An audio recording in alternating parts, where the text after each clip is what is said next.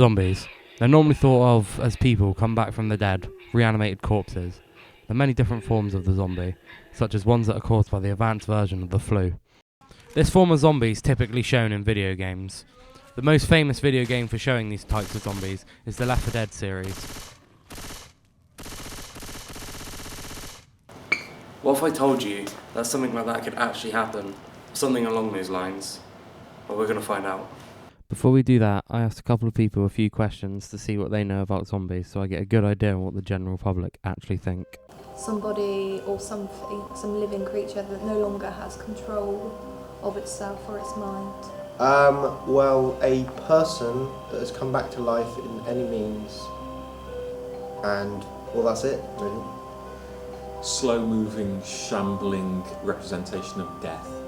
Yes, I think with all the viruses and everything that exist, if we had a mutated virus infect just one person, you could start an epidemic. As a lecturer, I teach degree students and I talk to them an awful lot about semiotics. I talk to them an awful lot about postmodernism.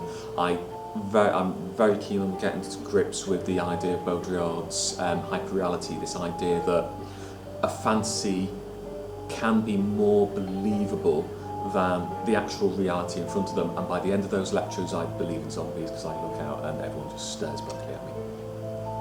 Somebody that thinks they're dead and has some sort of brain disorder is counted as a zombie. However, they seem a bit implausible to me. I believe that actually, because we war and all that lot anyway, we're pretty prepared to begin with. I think we would respond really quickly and the whole world wouldn't die. Zombies aren't a modern thing. They've been around for thousands of years in voodoo and magic. There's one story of hundreds of years ago in Egypt. Two explorers were exploring the jungle and their tour guide took them past a valley. Then they asked what was down in the valley.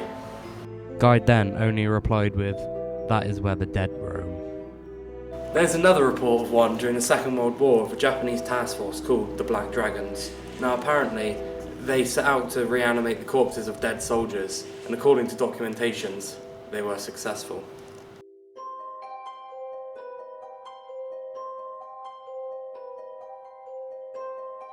The scariest one out of all of them though was this one. They say was gnawing at the face of someone else. Police were forced to open fire on a naked man who refused to stop chewing the face off of another man. This was a man who ran through the streets of Miami naked, tackled a homeless man to the ground and ate his face. He was pumped up on bath salts. Well, at least that's the reason we were given. But is that really the truth? This is Dan. He runs a Facebook page called the Z Hunters and has vast knowledge on the topic of zombies. They will most definitely exist. I mean, with the experiments we're doing with bacteria and everything, basically dooming ourselves. Either a naturally occurring one through natural selection or through a genetically engineered virus, bacteria, something like that. It would have to be a virus or a bacteria to spread quick enough to cause an apocalypse. Easily. We're advancing so far with science, we're eventually going to end up destroying ourselves. My suggestion for anyone that wants us to start off, make a plan and get out of towns. It's a good place. You've got a tree over there you can use as a sniping position. It already looks abandoned, so nobody's going to go there to loot things. The worst thing you'd have is other scared people going there to hide as well. Bad thing is there's not much defence on the ground floor, but there's multiple levels, so you can just knock down the staircase, hide on the second floor, and you'd be okay. I emailed another professional in the USA, and this was his response. To summarise up the email, he said something along the lines of that he thinks something will come along and destroy civilization as we know it, and he thinks it's most likely going to be zombies, but not through any form of infection, something known as nanobots, which have already been created.